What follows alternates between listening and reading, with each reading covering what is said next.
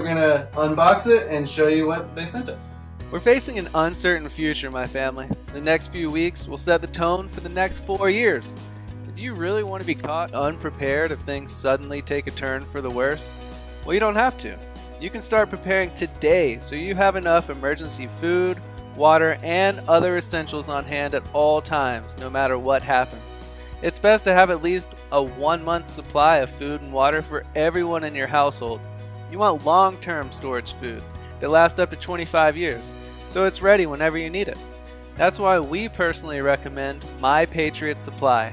They're the go-to leaders for emergency preparedness, and they're the best source my family uses and trusts for our preparedness plan, and you should too. Right now, save $100 off a full 4-week supply of nutritious meals that supply 2,000 calories a day, delivered discreetly to your home. Saving $100 is impossible to pass up, especially now. So go to preparewithzengarcia.com and get ready now. That's preparewithzengarcia.com. There's no time to lose.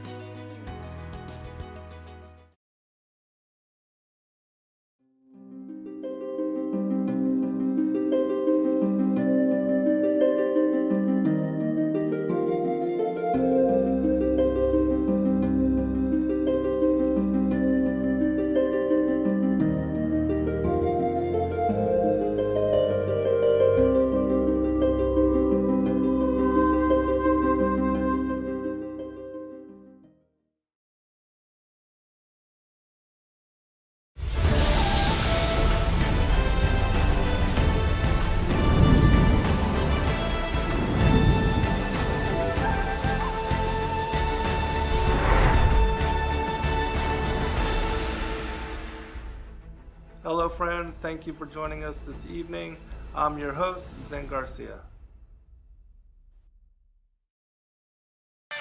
You're listening to Revolution Radio. I believe that the entire universe came under this great catastrophe. What was the catastrophe? We can only suggest that there were some pre-Adamic creature that was on this earth, and it seems that all of this is connected with the fall of Lucifer, the son of the morning, who became Satan the devil as we know him today. I think all of this is involved here in Genesis 1:2, but God has not given us the details. The fact of the matter is that he has given us very, very few details in the first chapter of Genesis. Dr. J. Vernon McGee, Through the Bible. And I would have to absolutely agree with Dr. J. Vernon McGee. And this is the same conclusion that the Most High has led me to in discernment. And as all of you know, I've spent the last, or actually the greater part of this year, working on a 2-book series called The Preadamites and the Antediluvian World. And also the follow-up, the second in the series, called The Dragon Lords, the Antediluvian Kings. Also, just really quickly, Justin had shown a video of where we were opening up a 4-week emergency supply of Patriot Supply, the dehydrated food company, which I had already loved their food before I found out that they wanted to sponsor us. And so it's a great blessing to have affiliation with them, because I think their products are superior and their prices are really incredible with regard to helping people, especially those that don't have a lot of money, to put aside something and to have emergency food supply just in case. You never know what's going to go down.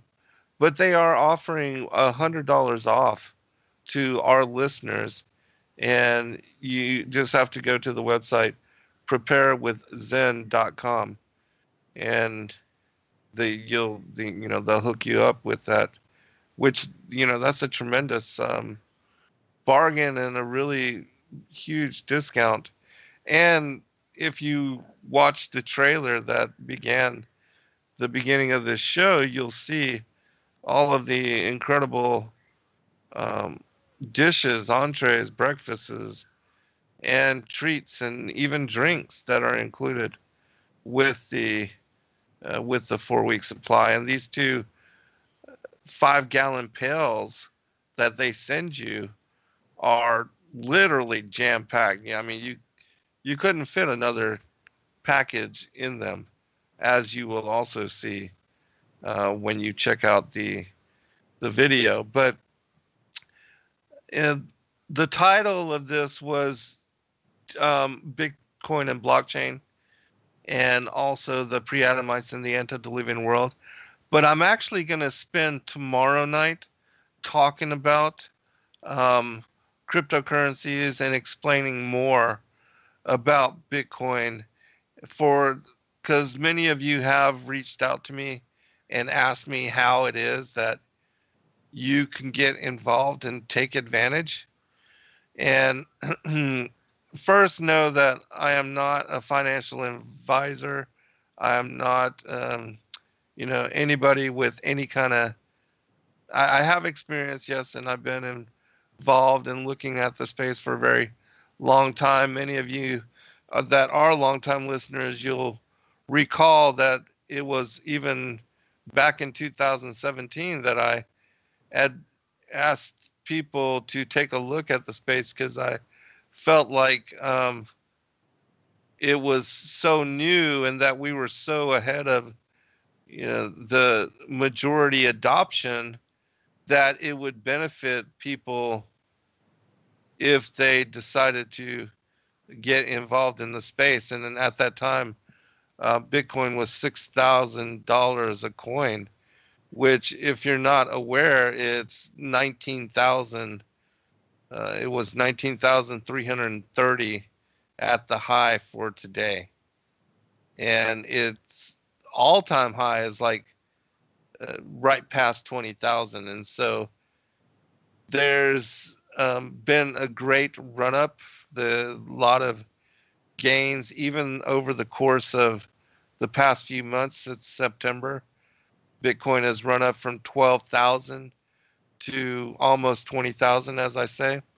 And so I'm going to talk about tomorrow beginning, and I'm going to do a once a month show just to help those of you, again, that are interested. I know a lot of you, believe that this is the mark of the beast, or, associated to the beast, and you want nothing to do with it. And that's fine. I totally respect your opinion.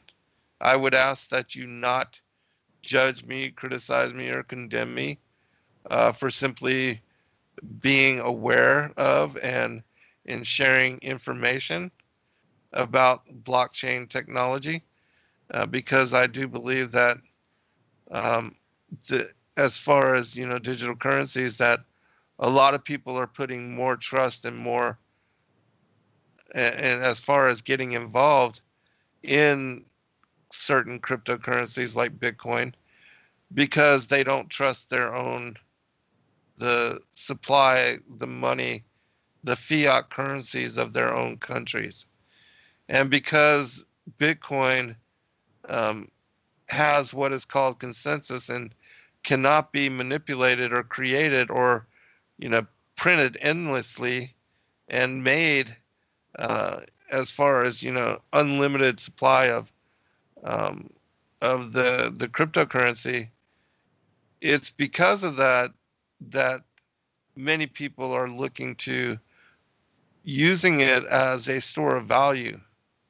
And it's for that reason that the prices have run up incredibly over the lifetime of the cryptocurrency. Literally 98%, even almost 99% of the people that have ever invested into Bitcoin at any time in the entire duration of its existence are in the profit. even, only a few that bought at the all-time highs are have lost money. And now that's only a very little bit. And so it's been a great investment and a great asset for people to look at. And I'm only going to talk about this for a little bit because, like I said, I'm going to do a show tomorrow night that actually explains to people, how you can get involved and how really we are still on the forefront of adoption, even though there now is the ability for institutional money to flood into the space. And we do see that happening. And that's the reason why, cryptocurrencies are starting to move quickly in multiplying in gains, but still probably less than 1% of the population of the entire world is involved. It's like flat Earth, as far as knowledge and revelation, and understanding truth. Most people do not know and have no idea as to the true shape of the world.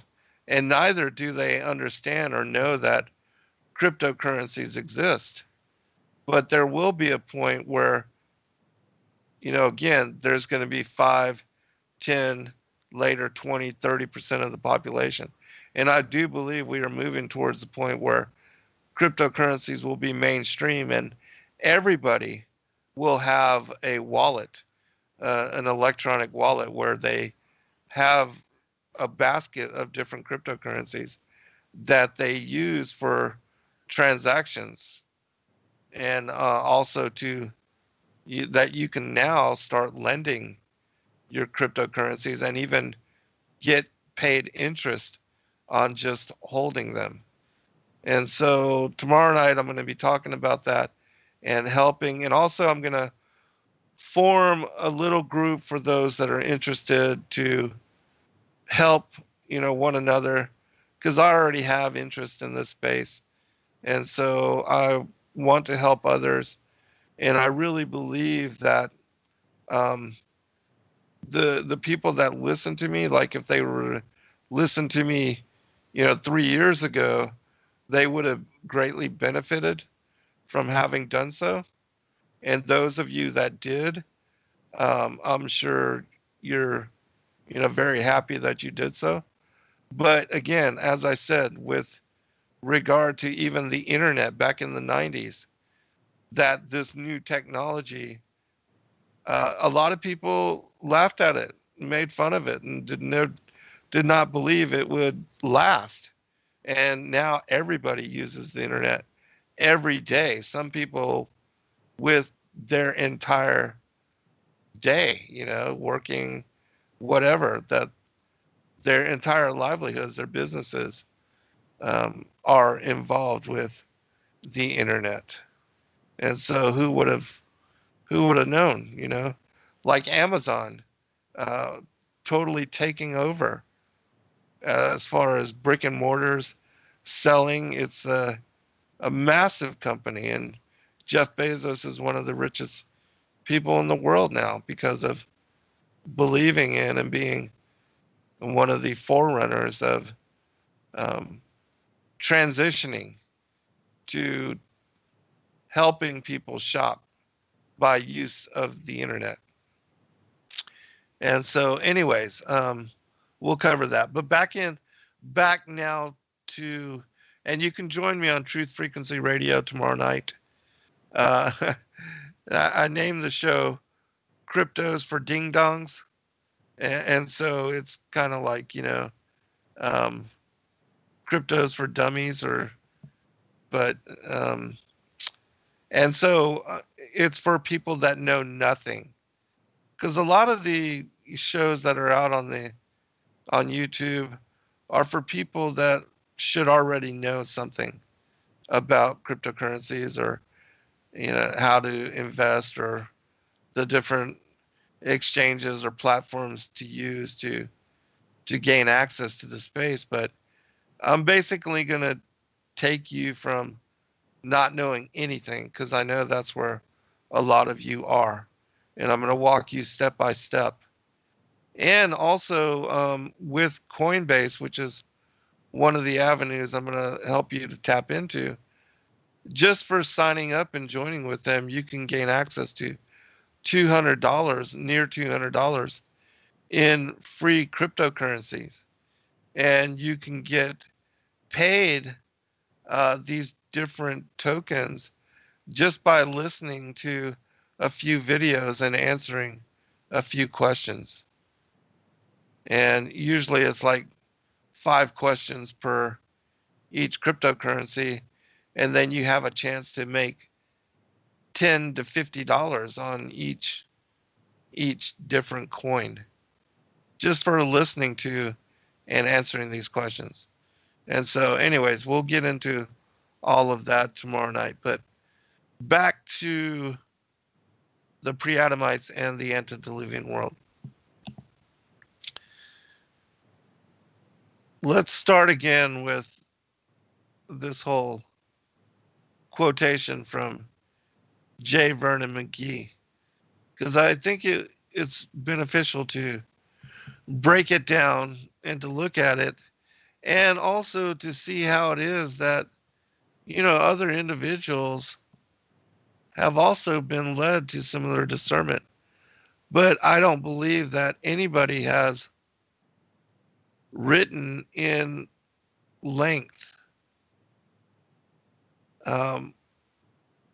in the manner that I have with these 2 books, with this new series, that they've covered the topic and unified it from all different viewpoint and perspective to help you understand the bigger picture. If there is something like that out there, please let me know. I would be interested in checking it out, reading it for myself, just to see what, other people have offered. But, I don't spend a lot of time reading other people's work.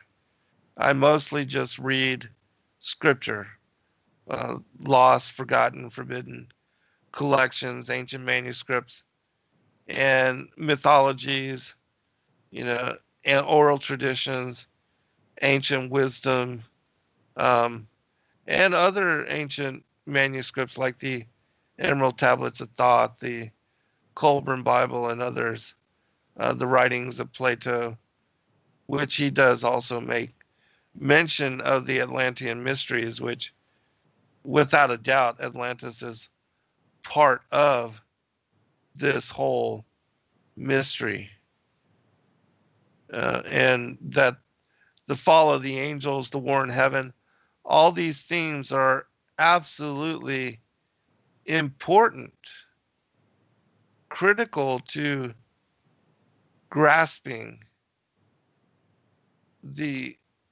what the Bible speaks about as the first world age, or the world that then was. And so let's revisit this. J. Vernon McGee says, I believe that the entire universe came under this great catastrophe. What was the catastrophe? We can only suggest that there was some pre-Adamic creature that was on this earth. And it seems that all of this is connected with the fall of Lucifer, the son of the morning, who became Satan the devil, as we know him today. I think all of this is involved here in Genesis 1:2. But God has not given us the details. The fact of the matter is that he has given us very few details in the first chapter of Genesis, which there's something else that I want to read to all of you as well before going into this. and explaining. And afterwards, I'm going to read also the chapter titles from both of these books to let you know kind of the outline, the flow, what you can find and what you can expect when you read these books. And even though I've done a number of shows on these topics, if you're interested in this this topic and these concepts, you're going to want to get the books. They will greatly bless you. They will help you to understand this in a way that you otherwise, I don't care how many shows you listen to, you're not going to get it in fullness as is presented in these books. And even if you've not read a book in 2 decades, I believe you'll want to read these 2 books because there is so much information and it's going to blow your mind. And for, other Christians that don't know about these topics, this is something you should share with them because it's going to help them to understand the bigger picture of what we are contending with in the world. And it's going to help them to understand the lost ancient prehistory of humanity and the fallen angels and how it ties together with the modern era, the last 6,000 year duration of the Second World Age. And that in and of itself is a larger and greater mystery that all people should know about because it will help you to understand the Bible, mythology, conspiracy, the New World Order, all those things together.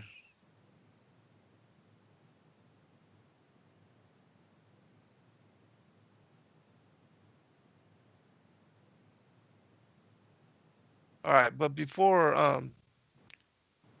as I said, I wanted to share with you a quote.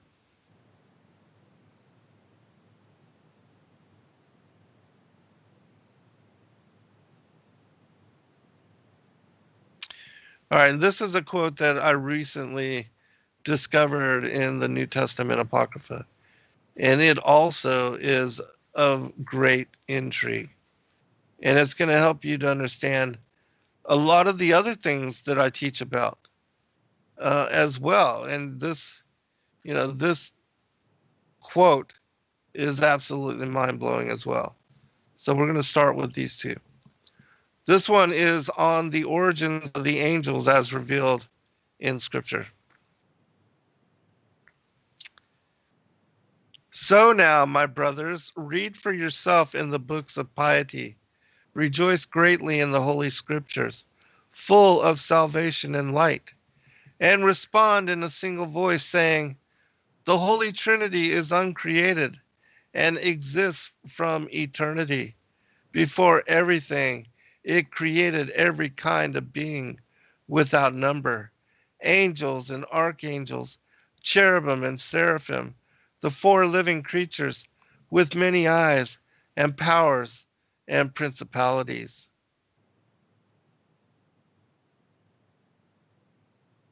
The scriptures did not name all the innumerable kinds,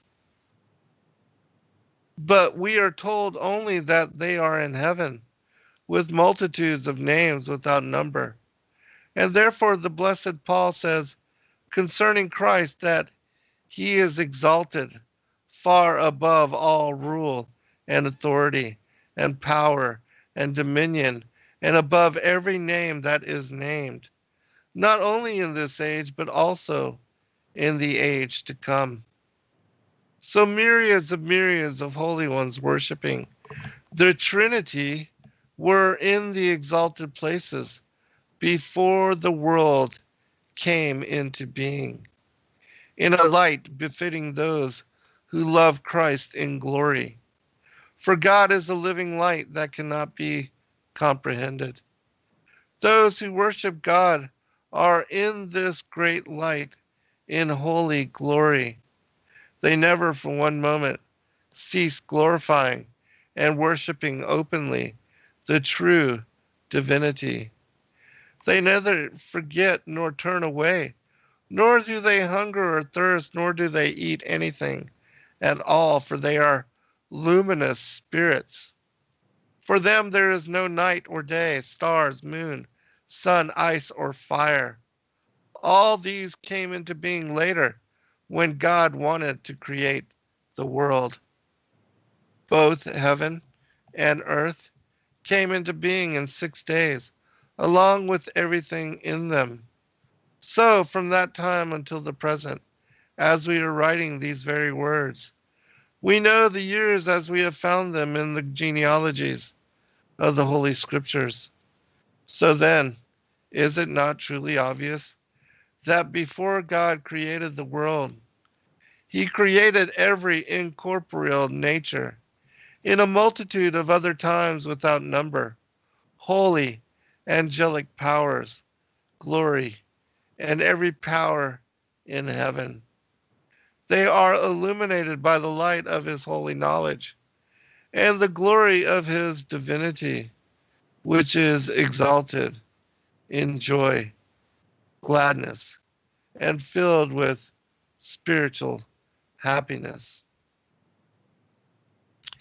They are only nourished by the sight of the true knowledge of the Holy Trinity, not in a single vision, but in 10,000 humble and pure visions, according to the power of their rank.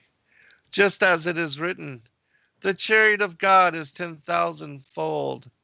They are thousands rejoicing. The vision of the true knowledge of the Holy Trinity's divinity is boundless.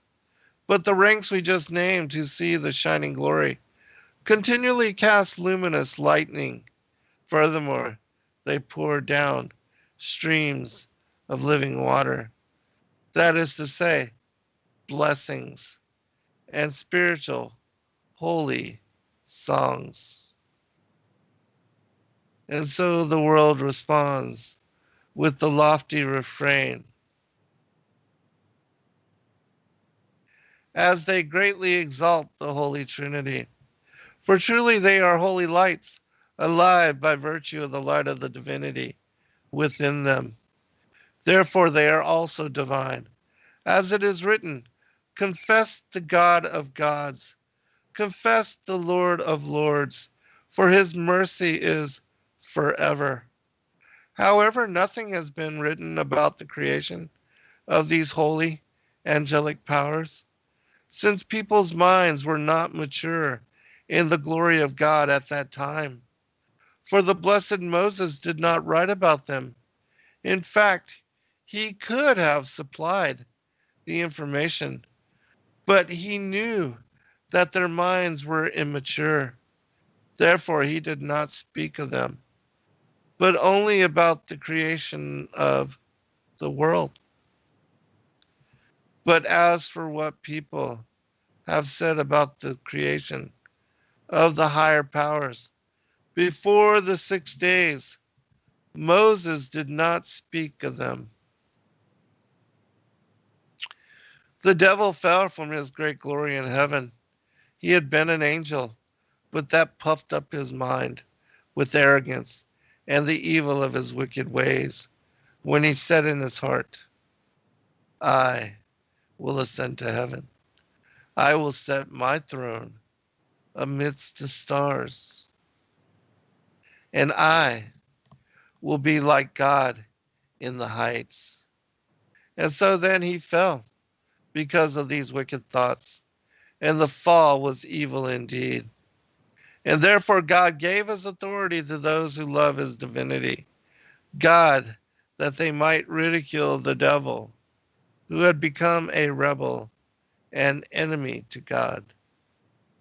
For this reason, God gave his authority to his servants so that they might trample the devil and all his powers. And so one thing that I'm largely criticized for, of course, speaking about the Holy Spirit as being the feminine aspect of the Godhead. But it's, absolutely clear that humanity was created in the image of the male and female Godhead. Male, female created, he, them. And yet, people think I'm crazy. And they judge me and they condemn me and they call me all kind of names, and people create videos against me. And even in speaking about a Trinity, because they believe it's, some Catholic doctrine and somebody made it up, and they believe that only the Father and the Son are part of the Godhead. But then where do you get women? You know, how is it that male and female created he them? And how is it that Romans chapter 1 speaks about the Godhead being a reflection of, the the creation being a reflection of the Godhead? Let me read that for you too, and then we'll go into this a little bit further, and then we'll get into this a little bit deeper. But I think it's important, these concepts, and that I explain it to you, because you're not getting a lot of truth from a lot of other sources, and that's unfortunate. Um, and certainly I'm not at all saying that, we are the only out there, because literally there are lots of people doing the work in many different ways, and God bless them all for what they are doing. But let's see.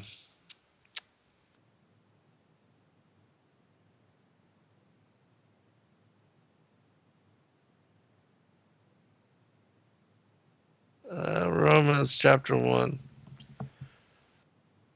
Okay. Let's just start with verse 8.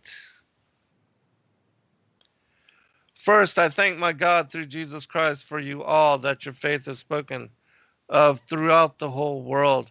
For God is my witness, whom I serve with my spirit in the gospel of his Son, that without ceasing I make mention of you always in my prayers, making request, if by any means now at length I might have a prosperous journey by the will of God, to come unto you. For I long to see you, that I may impart unto you some spiritual gift, to the end ye may be established. That is, that I may be comforted together with you by mutual faith, both of you and me.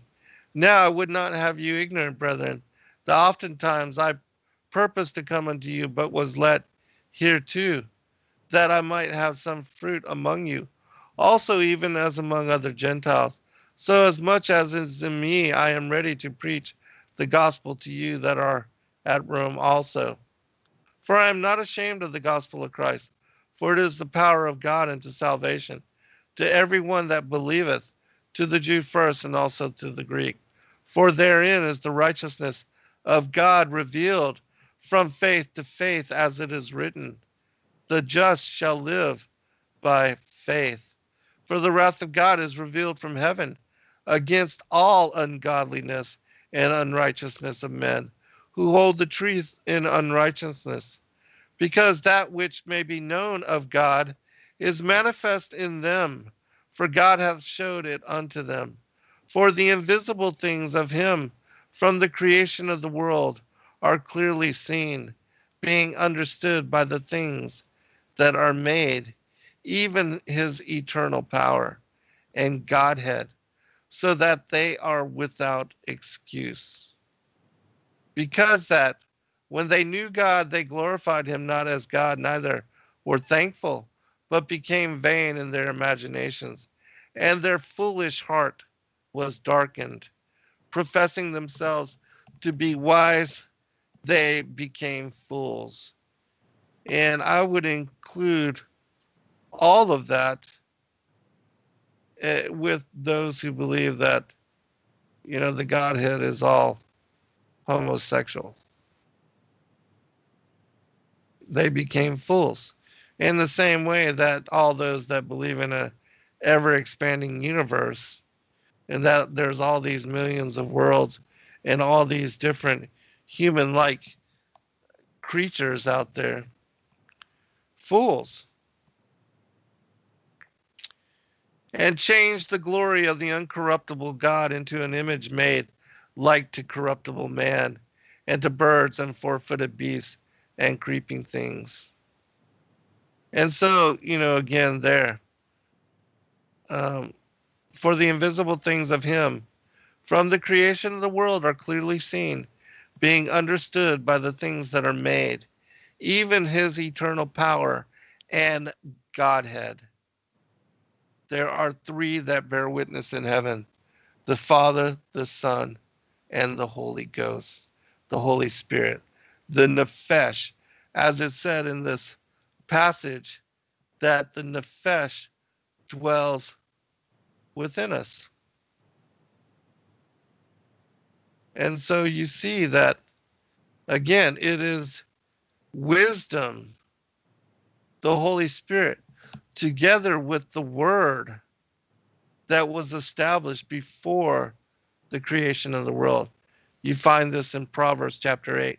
And you see also that we, all of us, that we pre-existed the creation, that all of the spirits, every kind of being without number, angels and archangels, cherubim and seraphim, the four living creatures with many eyes, powers and principalities, all of these were created. Multitudes of names without number were created before the world. And that we were all established in light. Remember, let there be light. And that's the moment that the whole world came into appearance. The morning stars, the sons of God, all of us shouted for joy collectively at the dominion of the Son, at our being first witness to Christ in all his glory, coming forth as leader of the hierarchy of the angels. And then one amongst all of us, thinking in his heart and believing in his mind that he could somehow usurp the majesty of the Creator and become like God. This is the story. This is the fall of Lucifer and the rebel angels. And it was consequentially that fall and their rebellion and their wanting to challenge the Godhead that led to the destruction of the earth.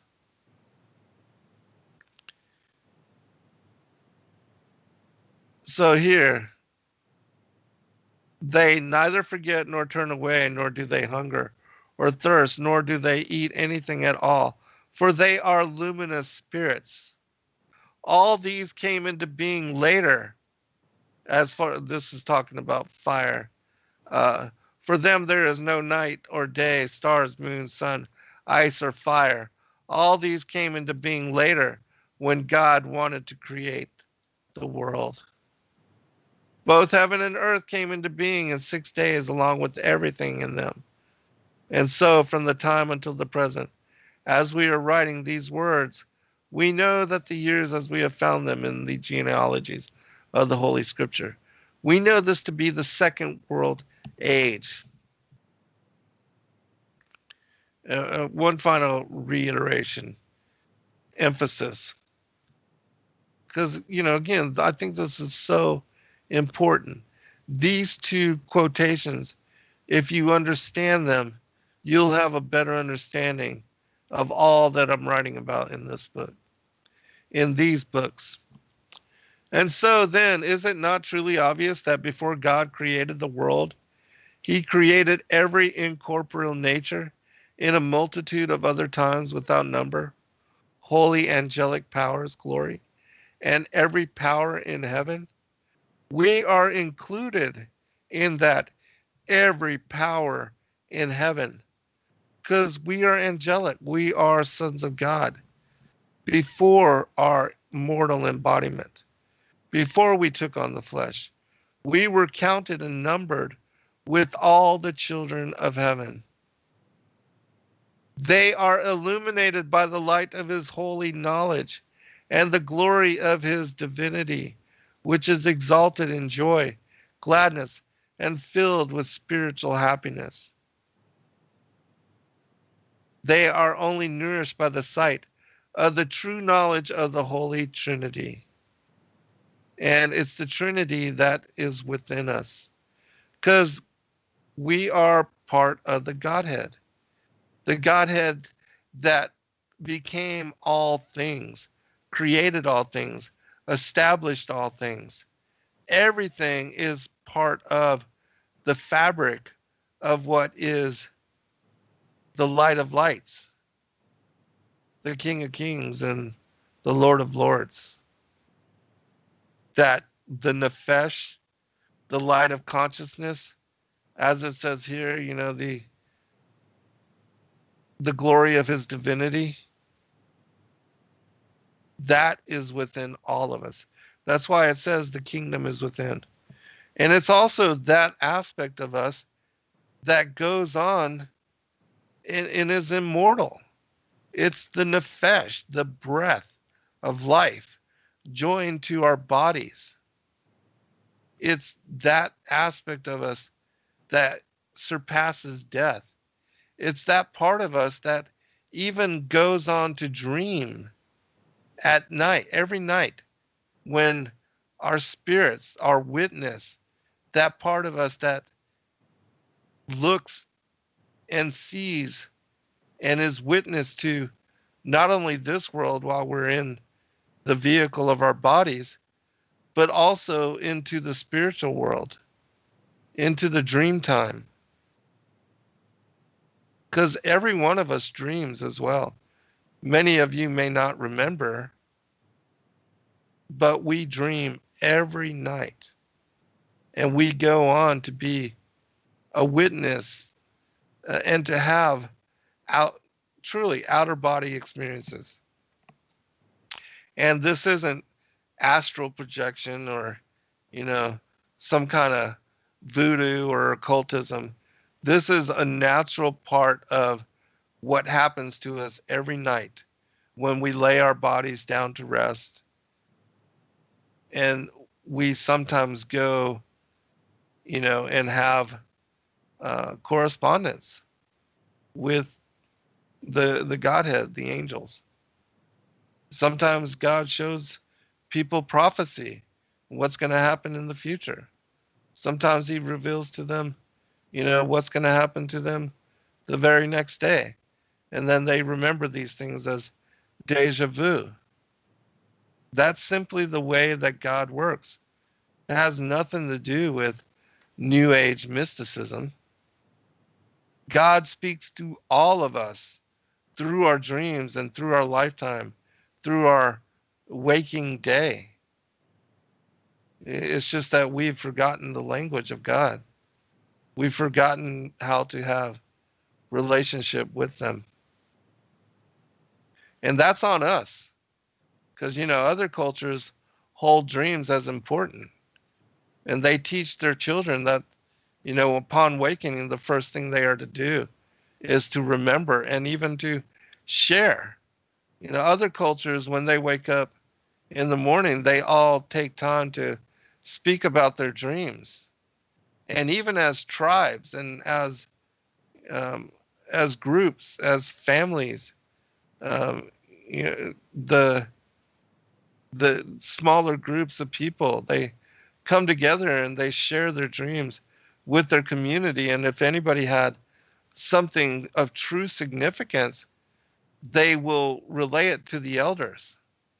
And the elders will gather together to deliberate, to speak about, and to see how that dream may be potentially beneficial, or if it is any way concerning the tribe, especially if it has something to do with a hunt, where somebody dreams of capturing a meal, or to some animal surrendering its life for the sake of their clan, their group, that they'll try to implement that dream to make it happen and to follow its instruction precisely.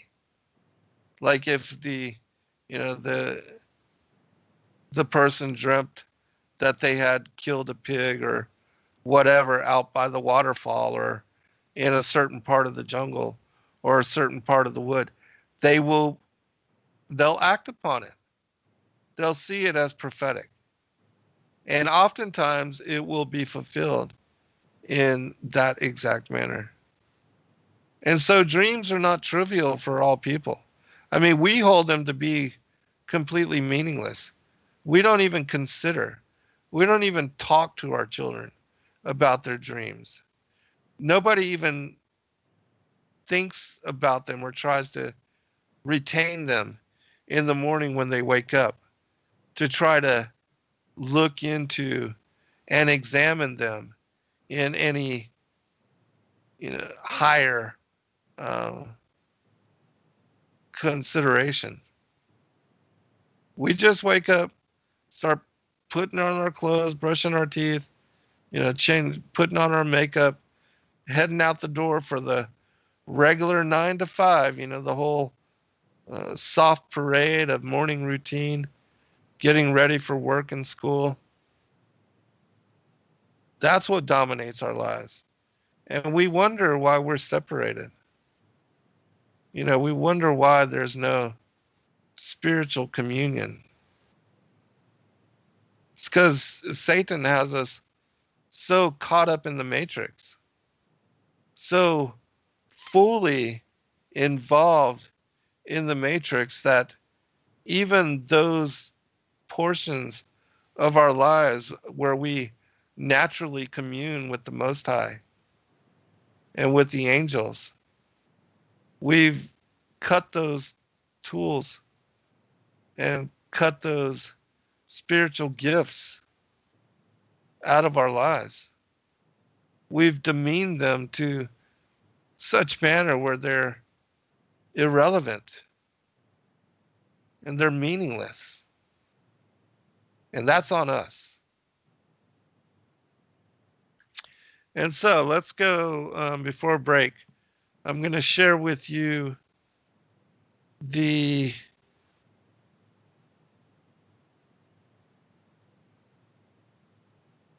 chapter headings for both of these titles.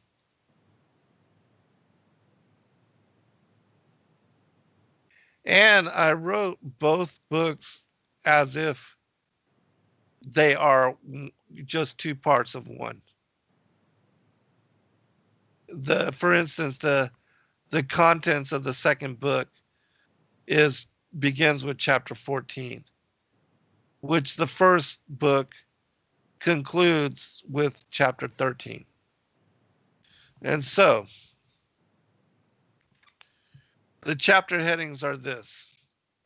Chapter 1, thy creation was a perfect work, which explains, that God did not create the earth and the heavens in incomplete form, without form and void.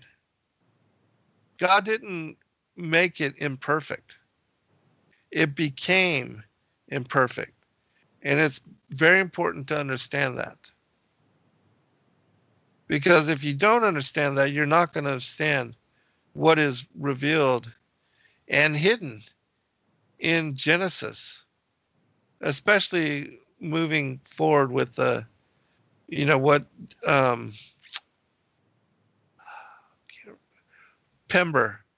George Pember, in his book, The Earth's Earliest Ages. He writes about the gap theory. and about how there was the first world age is previous to Genesis 1-2. And then the earth becoming or became without form and void, or becoming a deserted wasteland, vacant, empty, void, and ruined, an indistinguishable ruin. This is what happened to it. And so, chapter 2. And the primeval earth was waste and ruined. And so, what led to the earth being wasted and ruined? What caused it? Remember, Christ said in Luke chapter 10, verse 18, I saw Satan like lightning fall from the heavens. And we see that in 2nd Enoch chapter 29 and 30, he's speaking to the word of the Lord is speaking to Enoch, and he tells him that one from out of an order of angels conceived the impossible thought that he would establish his throne above the stars and the clouds of God, that he would usurp the dominion of Christ, assume his rulership, and cast him forth, exile him, and become like God. And it was because of that war that the earth became destroyed, diminished, and utterly devastated. And so, again, all of this is covered in great detail within these books. Chapter 3, the angelic rebellion, war in heaven. Because again, it was the war in heaven that led to this destruction. Chapter 5, till iniquity was found in thee. So I explain the origins of the iniquity that was found in Lucifer and what led to his conceiving the impossible thought that he could exalt his throne above the stars and the clouds of God, to be like the Most High. Chapter 6, Turtle Island. This is where I explain even the destruction of the First World Age, as is found in native tradition.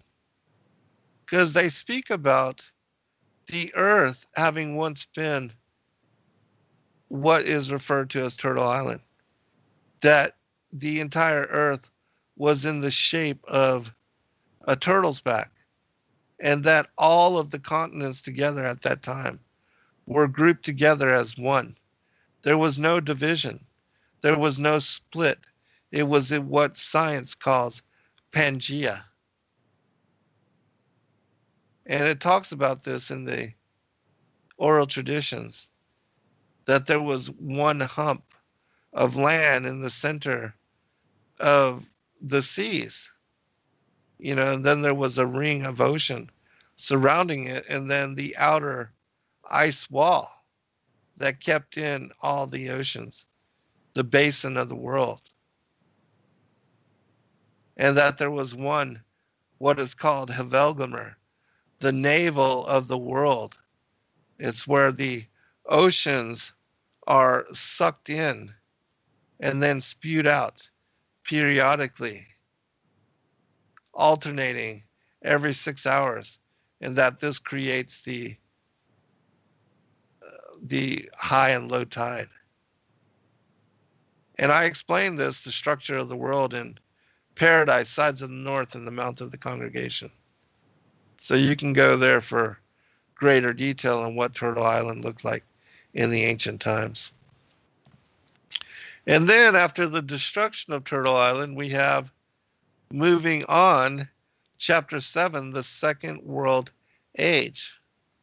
And so I explain what happened, the earth being recreated, reformed, reshaped after Genesis 1-2, after the fallen angels are cast out, after they are exiled, banished here to the earth. And this is where Atlantis, the whole mythology of the golden age when the demigods ruled, when the dragon lords walked here upon the earth. This is where all that begins, the Second World Age. I mean, they were here before we were, but with regard to the Preadamites, after God had repopulated the earth with the creatures and humanity. That's the Second World Age. Chapter 8, the separation of light and darkness. I explain how that was what led to the iniquity found within Lucifer. Because it was when God called, the Father called light, said light be. This is when Christ was revealed to the world. This is when he took dominion over the celestial hierarchy. And that's also the moment that iniquity, jealousy was found within Lucifer. We're almost to break, so I will pick it up with the rest of the chapters and with, the rest of the explanations when we come back on the other side. But already we're receiving a lot of feedback from people saying how much they've enjoyed this book. So I'm really excited for you to have the second one. All right, we'll be right back, everyone, for a second hour. This is our 4-week emergency supply food from My Patriot Supply, our new sponsor. So today we're going to unbox it and show you what they sent us. We're facing an uncertain future, my family. The next few weeks will set the tone for the next 4 years. Do you really want to be caught unprepared if things suddenly take a turn for the worst? Well, you don't have to. You can start preparing today so you have enough emergency food, water, and other essentials on hand at all times, no matter what happens. It's best to have at least a 1-month supply of food and water for everyone in your household. You want long-term storage food that lasts up to 25 years, so it's ready whenever you need it. That's why we personally recommend My Patriot Supply. They're the go-to leaders for emergency preparedness, and they're the best source my family uses and trusts for our preparedness plan, and you should too. Right now, save $100 off a full 4-week supply of nutritious meals that supply 2,000 calories a day, delivered discreetly to your home. Saving $100 isn't possible to pass up, especially now. So go to preparewithzengarcia.com and get ready now. That's preparewithzengarcia.com. There's no time to lose.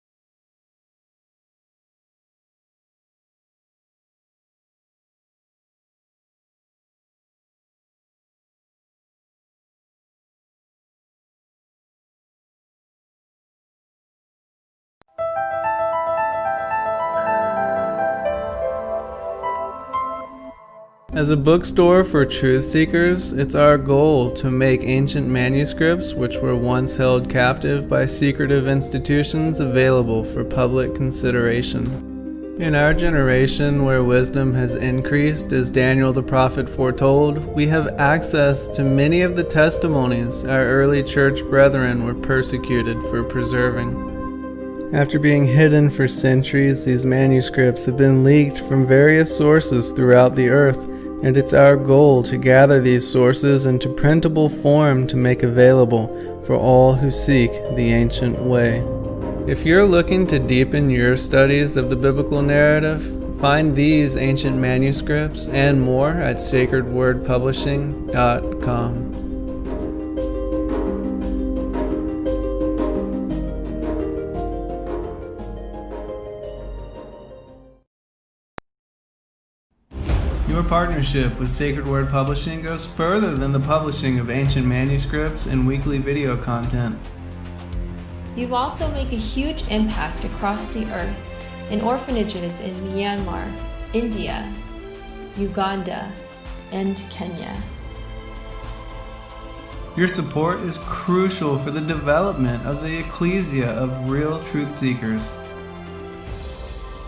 We thank you for joining us in hosting Secrets Revealed, Momentary Zen, the Digital Readers Club, Ask Me Anything series, and other shows that have helped lead so many to the truth of salvation. To become even more involved, please visit patreon.com/sacredwordpublishing, where you can partake in exclusive, interactive, patron-only content and help us continue shining the light of love Within in this the chat darkened room, world. I do on the breaks take a look through and try to read through, and so I appreciate all of the dialogue and the family. We're definitely like an ecclesia, and so also want to remind everybody that every Saturday we have what is called the DRC, the Digital Readers Club, where we're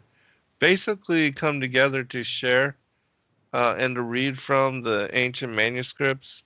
And we've been doing this for a very long time now.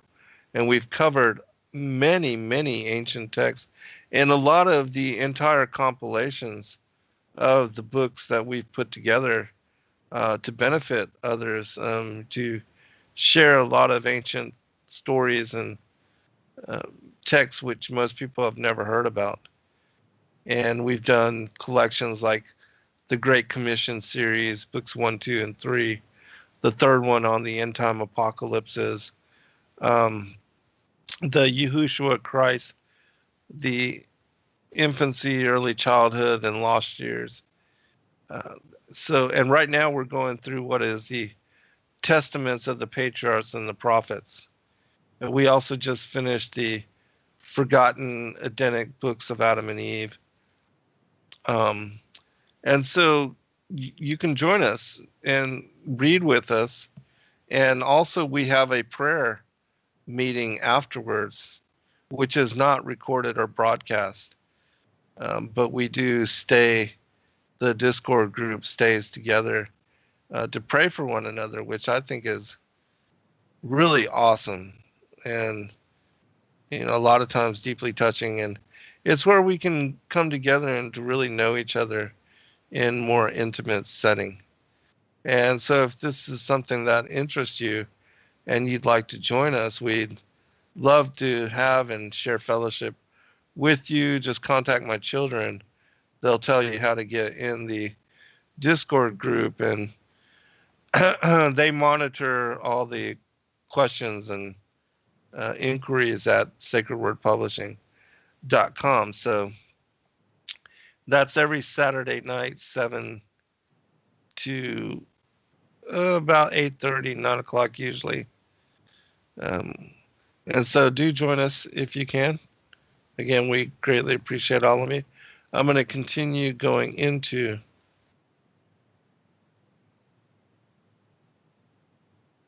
this particular manuscript. All right, and so chapter 8, where I left off, is the separation of light and darkness. And again, this is when Christ was called forth and given dominion and made the leader over the celestial hierarchy. Chapter 9, the guardian angels, I explained, again, even like what I read from that quote, that all of us were created in the very beginning, all together, before we took on mortal and physical embodiment, that our spirits were created with all of the other angels. Every every angel, no matter what form it takes, I'm talking all the elements of the world, all the angels of both humanity, those that never incarnated, the archangels, those that are dwelt within animals, because I do believe that animals are also indwelt by angelic spirits. Everything that holds form, even all the fallen angels, what became the fallen angels, and what became Legion. Everything was created on the first day. All the spirits of everything. And it's only after the world was established and Adam and Eve had fallen, and that this world was created for the fallen angels, that then some of the spirits of the first world age took on embodiment in mortal form. And that's both the the bodies of all creatures and all of humanity. All right, so continuing. Chapter 10, the reign of the dragon lords. It was after the war in heaven and after their banishment from the upper heavens, where Christ says, I saw Satan like lightning fall from the heaven. It's when he was cast out, when he was banished with a third of the angels of the Most High that joined him in rebellion, and that became Legion. These are the powers, the principalities, the rulers of darkness, spiritual wickedness in high places. They are the ones that are the forces of darkness, where God did not say of the darkness that it was good. He only said of the light. And it's intriguing that, that's the one spot where he does not give his approval. And it's because, he did not want his angels to rebel against him. He did not want them to have to fall here to the earth and to have to create this fallen world. And also Sheol, because Sheol is a part of this fallen world. And that is the domain of Satan. That's where Legion lives. They are within the interior of the earth. And, it says that hell was created for Satan and the fallen angels. And that's very much true. So, continuing. Chapter 11, the Mu Chronicles. And what I'm talking about here is about the work of James Churchward, who wrote the Lost Continent of Mu,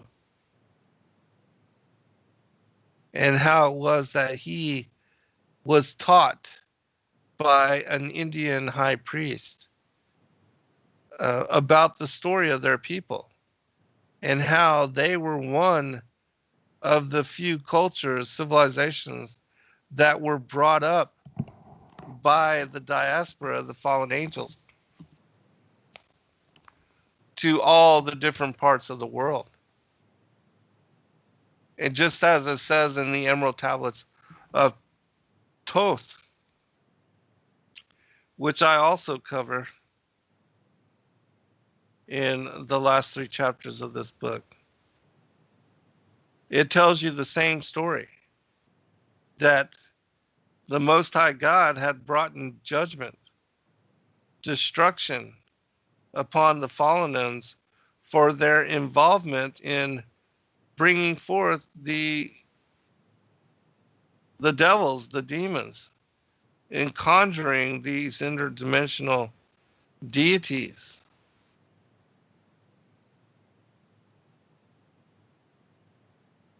and that their involvement in, you know, Stargate rituals, opening up portals and doing black magic, that's what brought judgment upon them.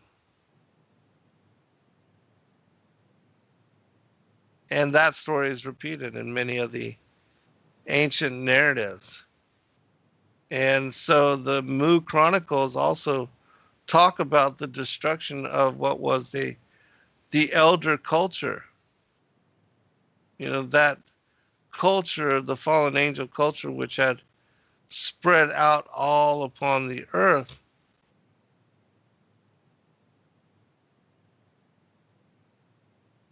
had incredible ability, technological capacity,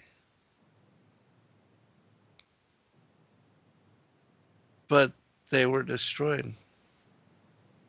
And this is what is also revealed within the scriptures. Ezekiel chapter 26, Jeremiah chapter 4, the world that then was, 2 Peter 3.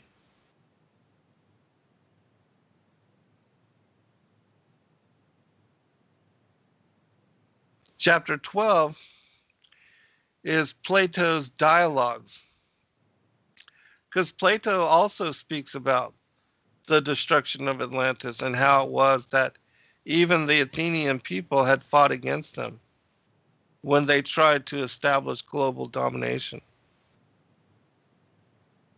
in the ancient times.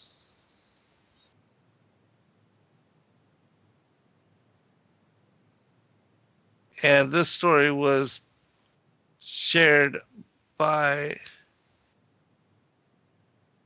an ancient Egyptian priest with an Athenian senator named Solon. And that story is shared in Plato's dialogues.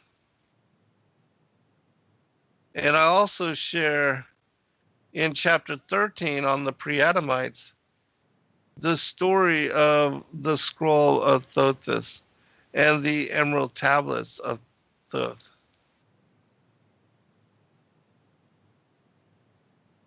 That they cover in great detail some of the ancient stories that go into the destruction of Atlantis and how Atlantis was tied in with this ancient empire called Mu by James Churchward. And the last chapter begins with page 241. And so this book, you know, as I said, I was going to publish the whole book together, but ended up having so much information that I had to split it into two.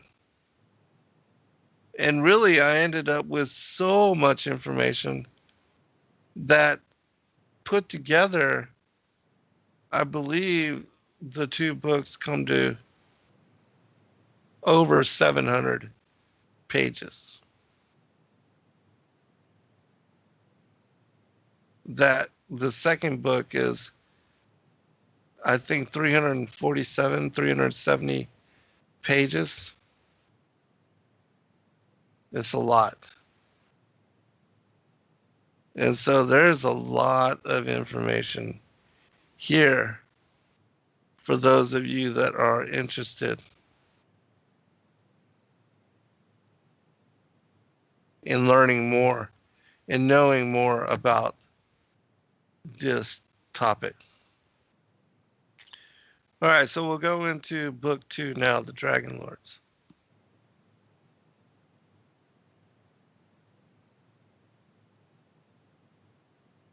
And again, I think it's very intriguing that, you know, authors like George Pember and J. Vernon McGee and others were also led to such discernment. And as I said,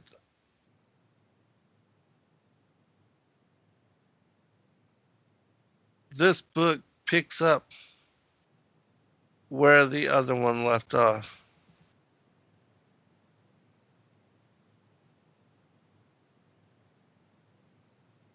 And so, chapter 14, when the blood was offered. And I know that's a creepy one to start with, but it follows up again with the story of Atlantis and how blood ritual, blood sacrifice, and how the religion of the fallen angels, the pantheon of gods and goddesses, the worship of the feathered serpent, these antediluvian pagan religions established worldwide, which gave reverence to the feathered serpent. How it was they were involved in victim, child sacrifice, the murder of innocents.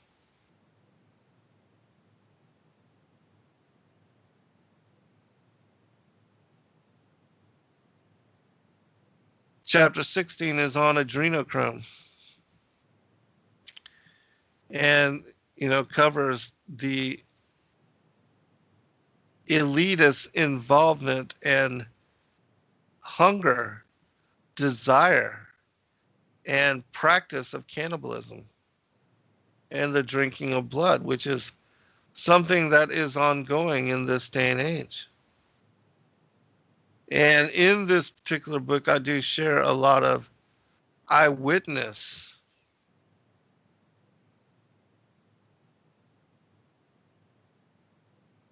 from individuals that were involved.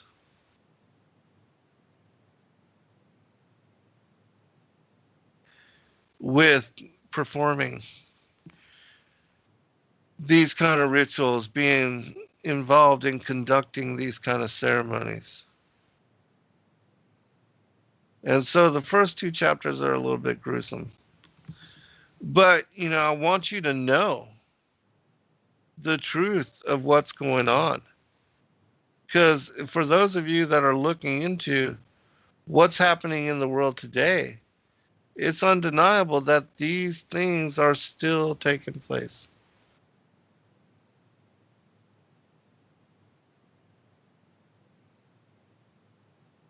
Chapter 17, the Dragon Lords. And here's where I go into greater detail on explaining who the Dragon Lords are and how it's connected. They are connected to the serpent in Genesis 3 and the ancient dragon which beguiled Eve, impregnated her with Cain, and how the Canaanite bloodline, the children of Cain,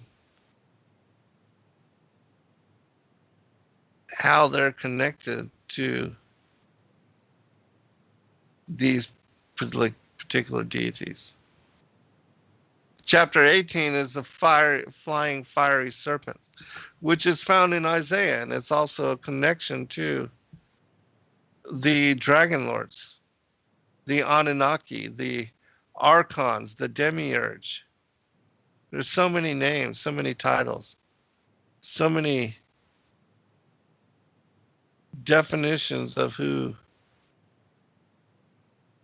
these beings are. And so I explain and reveal a lot of that information. And I tie it together for you in a way that you're going to be able to understand it, and especially those of you that have never heard about any of this, like people that don't know anything about any of this. You can give them these 2 books, and by the time they get to the end, they're going to be like, oh my gosh, I get it. I get it now. The matrix will be unlocked. They're going to be unplugged. And they're going to be, I mean, this is the red pill. This is literally the red pill. And if you don't want to know, you better ignore these books. You better just not even go there. Because there's no turning back. No way to keep your minds in ignorance once you read this material.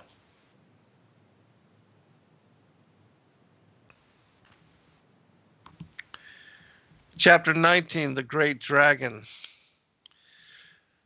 Again, that's the biblical, how I tie in the Dragon Lords, the Anunnaki. We begin with a lot of the ancient stories of the oral traditions, the mythology. Then we tie it into the Bible, the flying fiery serpents, the great dragon in Revelation 12. So we bring it all full circle. Help you to understand who these beings are.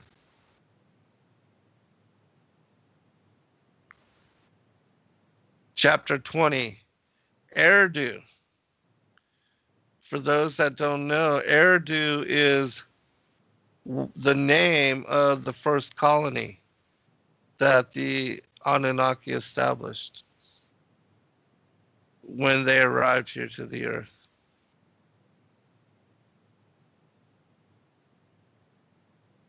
And it means the home in the far away. Home in the far away.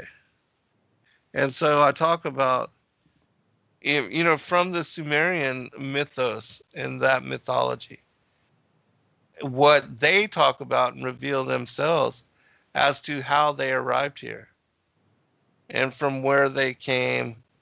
Of course, I explain also how, the Sumerian mythology is based on a heliocentric perspective and interpretation on understanding world, and how, these things are contrived.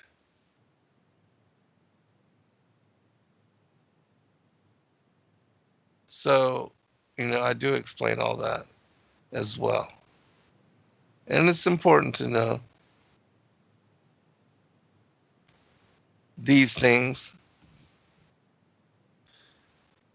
And so, I help people that read this material to interpret what is being revealed in the Enuma Elish, the story of the Babylonian creation, the epic tale of how the earth and everything was established, how Nibiru was supposedly caught in the net force of the outer planets and became part of this quote-unquote solar system.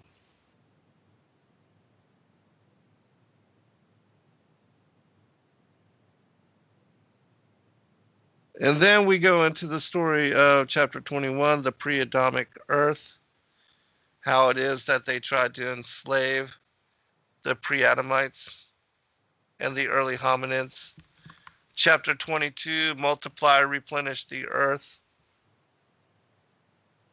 Chapter 23, the world that then was. And I cover within these, chapters the differences between the Preadamites and modern humanity created in Genesis 2, verse 4 through 7.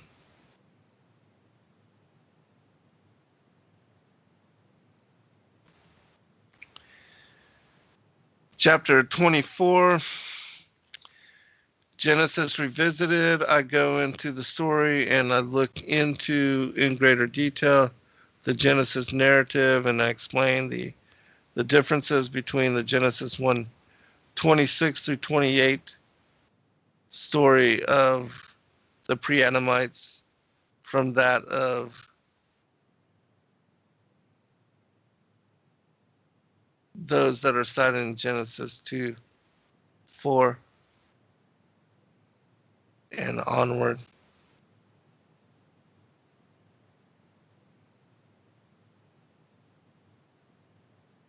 And then we end chapter 25, which is 345 pages into this book, is the chapter on the golden fleece.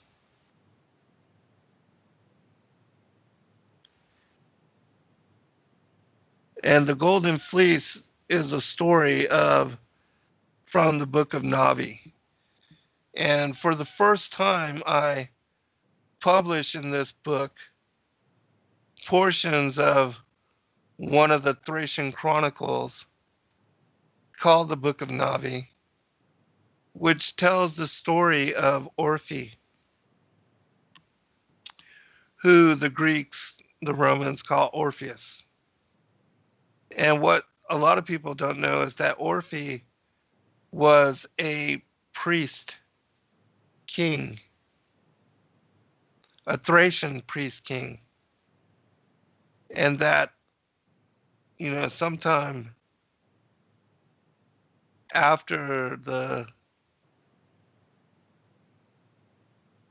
flood of Noah's day, he was tasked by the word of the Lord,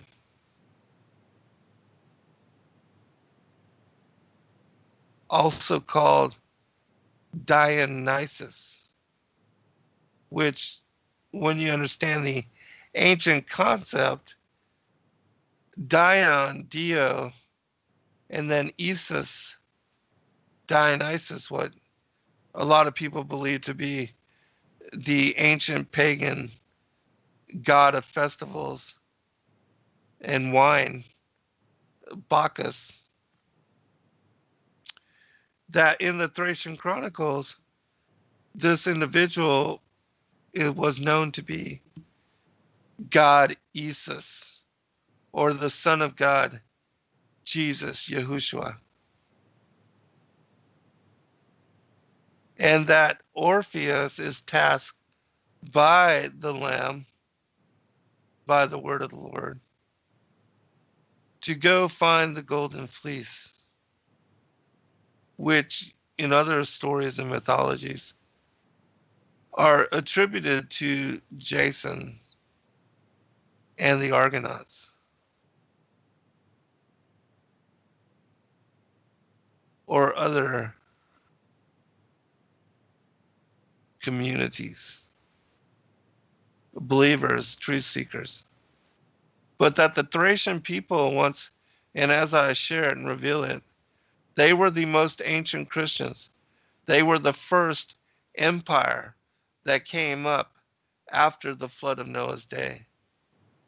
And that Orpheus, was tasked by Christ to go dig up the ancient remnants of these clay jars, which held within them this treasure trove of ancient knowledge. All of these ancient Christian writings which revealed that Christ would be born of a virgin, that he would be the Passover lamb, that dying on a cross he would bring forgiveness to the world.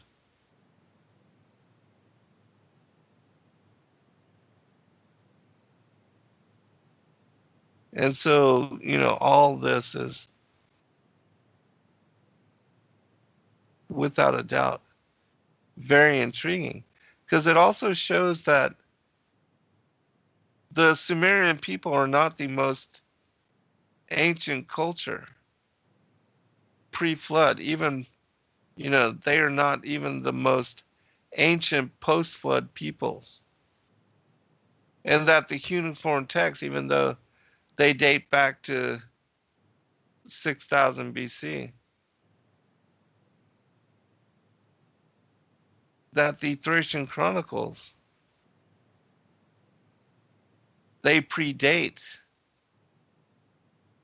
the pagan Sumerian knowledge by 2,000 years, 1,500 years, and that even the ancient hieroglyphic system was a stem, a shoot off of the Thracian script.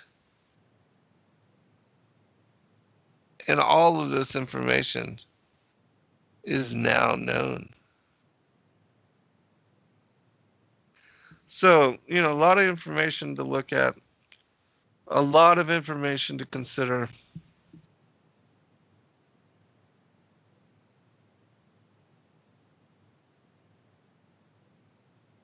I didn't want to go into great detail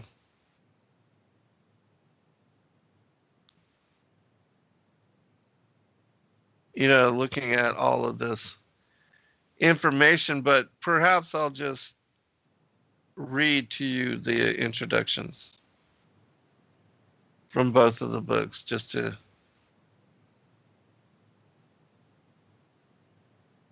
since we have a little time. Let me check also.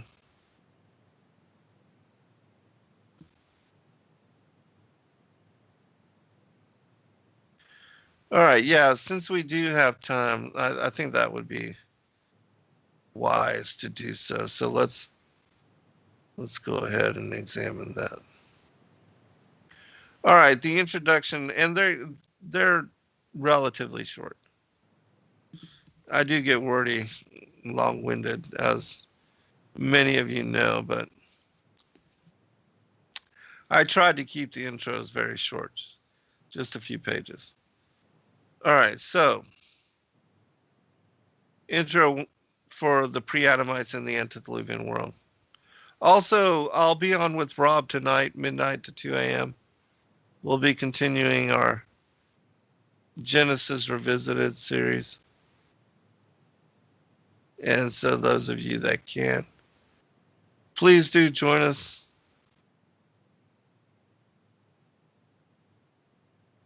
We will begin our investigation of the Atlantean Age. Let me enlarge it.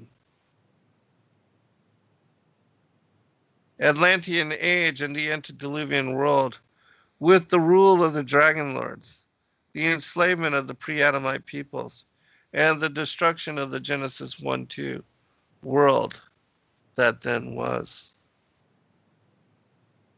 For it is my belief that in doing so, it will become self-evident that an occurrence took place in our very ancient past, which led to an all-encompassing cataclysm, which in that time annihilated the first world and age, as accounted in the Genesis narrative on the order of creation.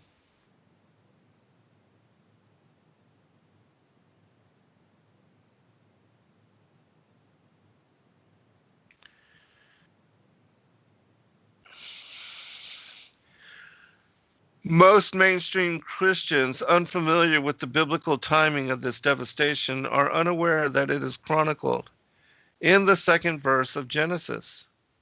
Examined thoroughly, this passage provides clear insight on what necessitated the Holy Trinity's recreation, reformation, and reestablishment of the world from vacancy into its current state of being.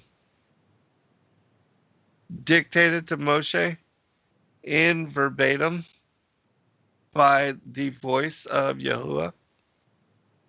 Genesis 1-2 has encoded within it allusion to the war in heaven, number 1. Number 2, the rebellion of the angels. And number 3, the utter dissolution of the first earth and its inhabitants, as suggested in 2 Peter chapter 3. The original Hebrew of Genesis 1:2 and the Greek of 2 Peter 3. When inspected with the Strong's Concordance, discloses what scientists call an LEE, an extinction level event. Sometime in our remote distant past, an occurrence took place which devastated our primordial world, the world which then pre-existed the one we live in now. Unbeknownst to modern peoples, the earth had been so absolutely consumed by a catastrophic flood. The ancient peoples, creatures, and landscapes totally overwhelmed, all but disappeared, having been swallowed by ocean depths and faded memory.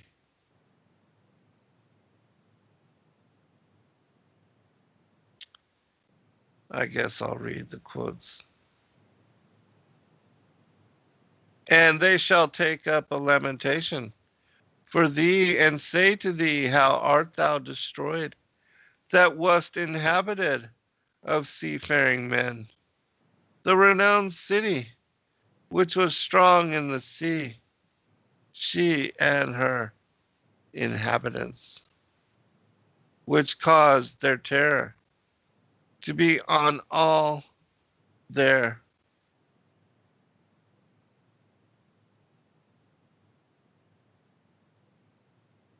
on all that haunt it. Now shall the isles tremble in the day of thy fall.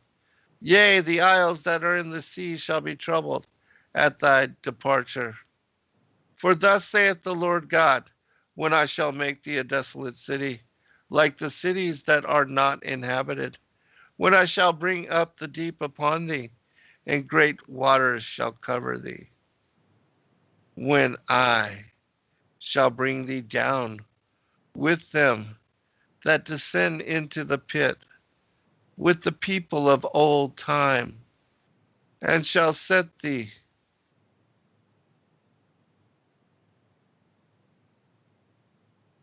in the low parts of the earth, in places desolates of old, with them that go down to the pit, that thou be not inhabited. And I shall set glory in the land of the living. I will make thee a terror, and thou shalt be no more. Though thou be sought for, yet shalt thou never be found again, saith the Lord God. And so, this is Ezekiel 26, and it's about a city that was destroyed in Old Town.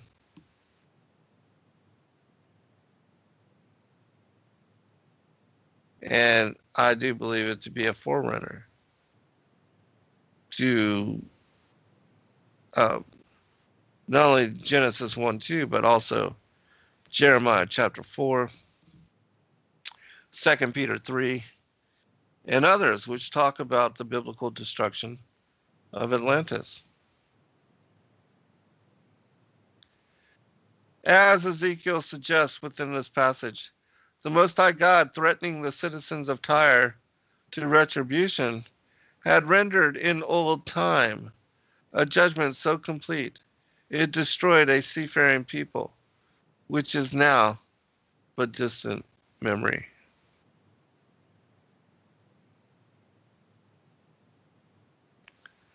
While the account of Atlantis remains a figment of imagination in the collective annals of humanity, this distant culture and civilization all but disappeared, so that the thought of it and its people had been removed from legendary consideration.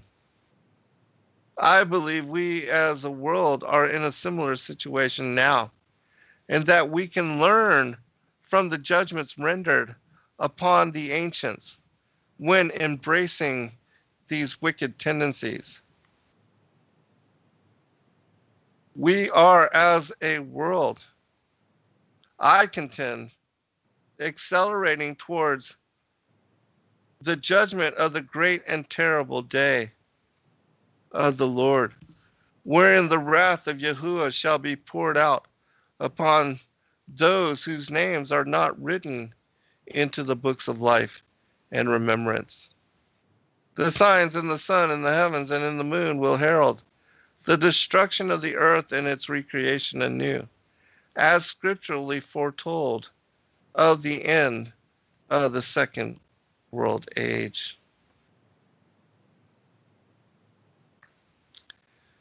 But the day of the Lord will come as a thief in the night, in which the heavens shall pass away with a great noise, and the elements shall melt with fervent heat.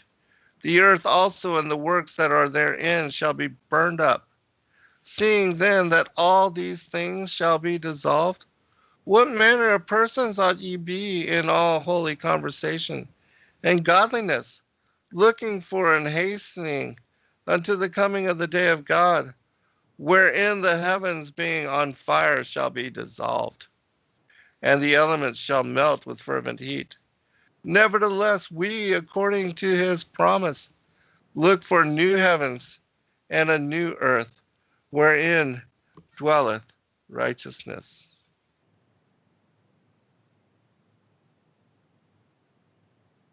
That's 2 Peter chapter 3.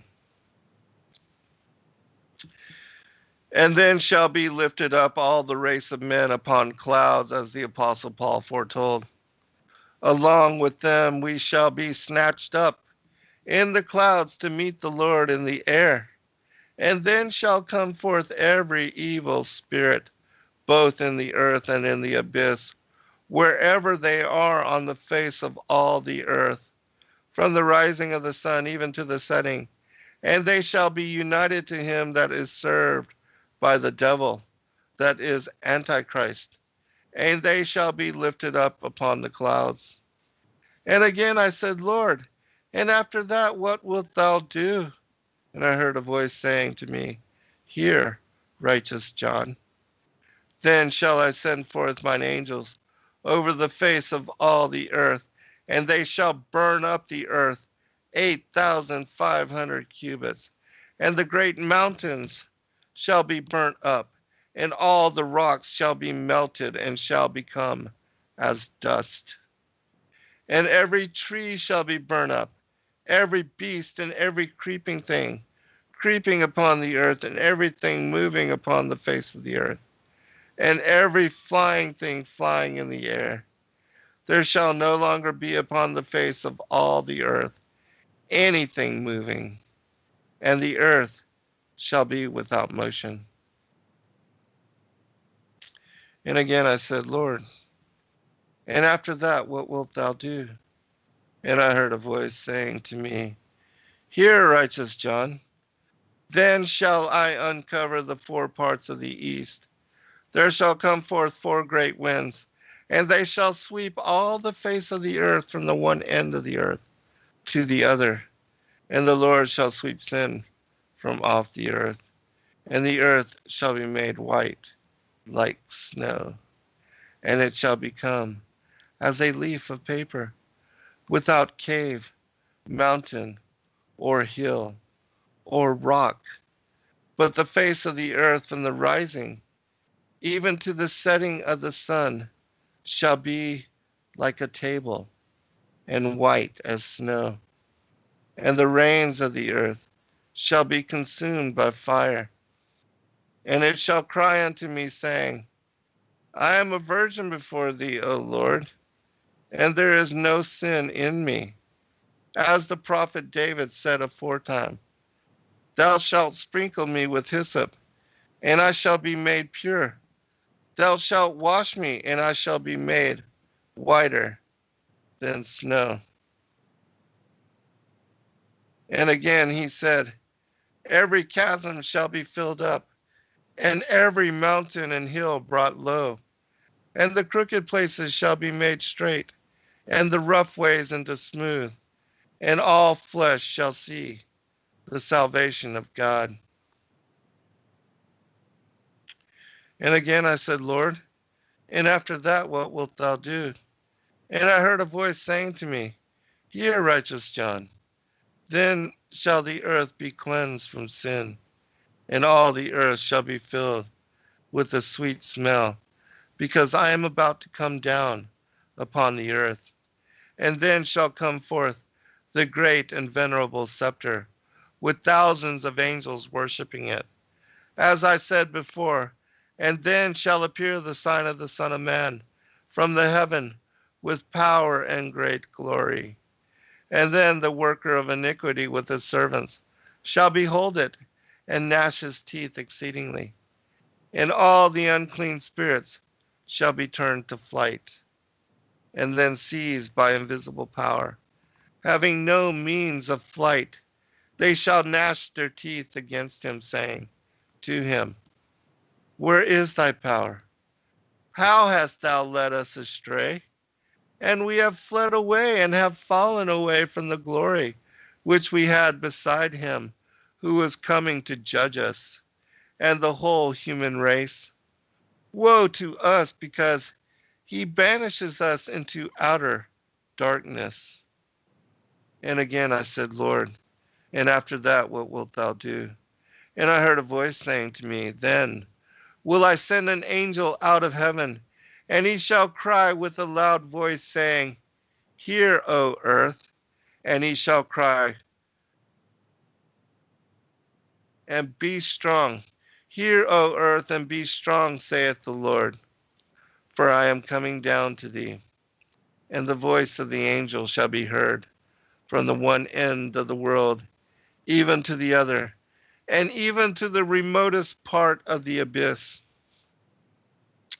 And then shall be shaken all the power of the angels and the many-eyed ones, and there shall be a great noise in the heavens, and the 9 regions of the heavens shall be shaken, and there shall be fear and astonishment upon all the angels. And then the heavens shall be rent from the rising of the sun, even to the setting, and an innumerable multitude of angels shall come down to the earth. And then the treasures of the heavens shall be opened, and they shall bring down every precious thing, and the perfume of incense, and they shall bring down the earth, to the earth, Jerusalem, robed like a bride. And then there shall go before me myriads of angels and archangels bearing my throne, crying out, Holy, holy, holy, Lord of Sabaoth, heaven and earth are full of thy glory. And then will I come forth with power and great glory, and every eye in the clouds shall see me. And then every knee shall bend, of things in heaven, and things on earth, and things under the earth. And then the heavens shall remain empty, and I will come down upon the earth. And all that is in the air shall be brought down upon the earth, and all the human race and every evil spirit, along with the Antichrist. And they shall all be set before me, naked and chained by the neck. The Revelation of St. John, the theologian. And I saw a new heaven and a new earth, for the first heaven and the first earth were passed away, and there was no more sea. And I, John, saw the holy city, New Jerusalem, coming down from God out of heaven, prepared as a bride adorned for her husband. And I heard a great voice out of heaven saying, Behold, the tabernacle of God is with men, and he will dwell with them, and they shall be his people. And God himself shall be with them, and be their God. Revelation 21.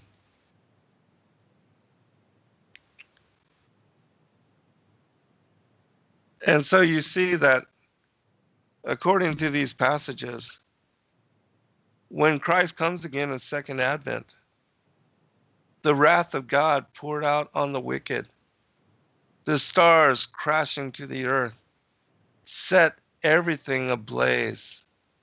The mountains are brought low, the crooked places made straight, the seas elevated, until the earth, made new again, is smooth as a tabletop, white as snow.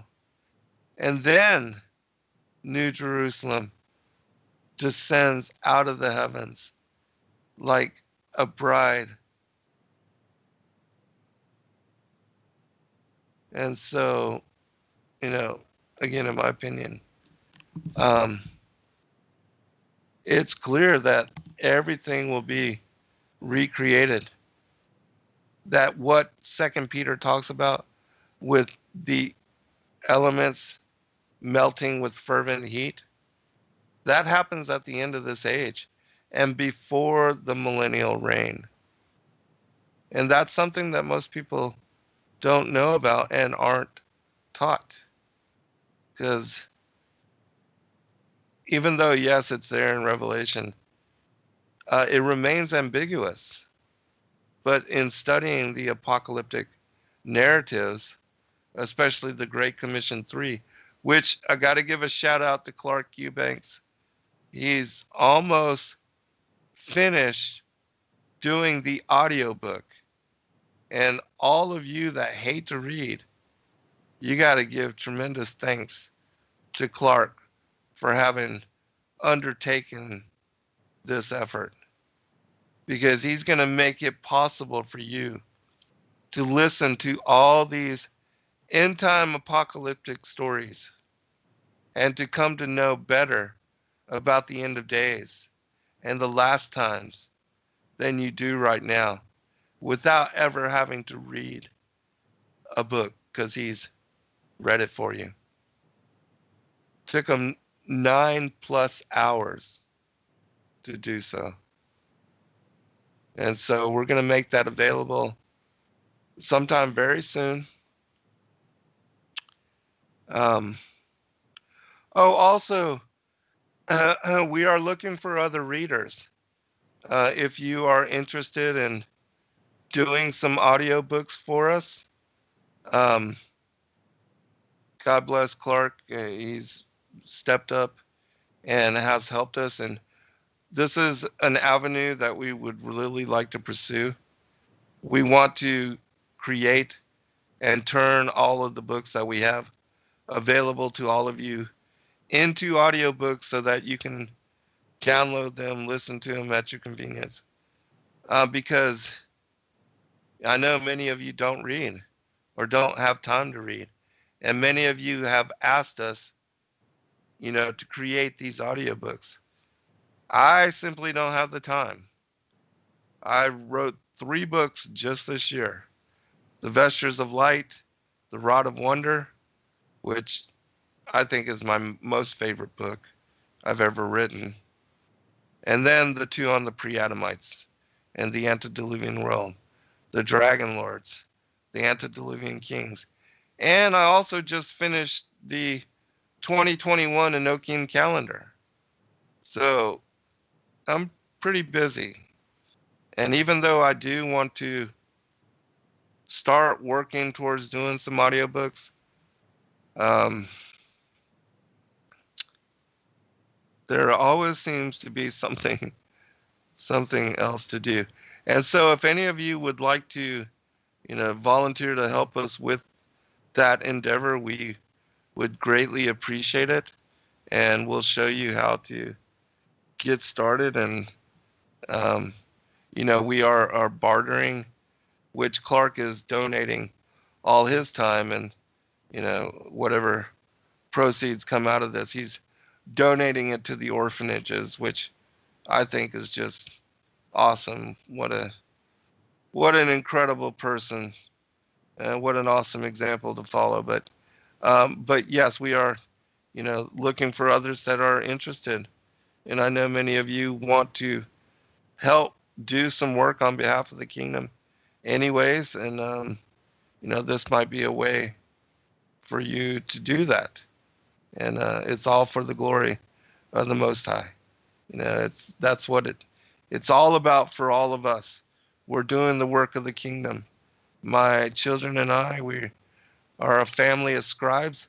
We're just trying to make these ancient manuscripts available to all of you so that you can read them, hear them, study them, be blessed by them, and in that way, prepare yourself and your families, your loved ones, your children, your parents, your grandparents, your acquaintances, those you love, and even your animals, to prepare them for those things that are coming. Because we are in some very strange and awkward times. Very strange and awkward times. And so, God bless all of you. Thank you again for joining us this evening. I hope you enjoyed the show. Again, I'll be on with Rob tonight, midnight to 2 a.m. I am a little tired, so I'm hoping I can hold out. My voice seems to not want to, but we'll do the best that we can. And God bless all. Love you. And thank you again for joining us.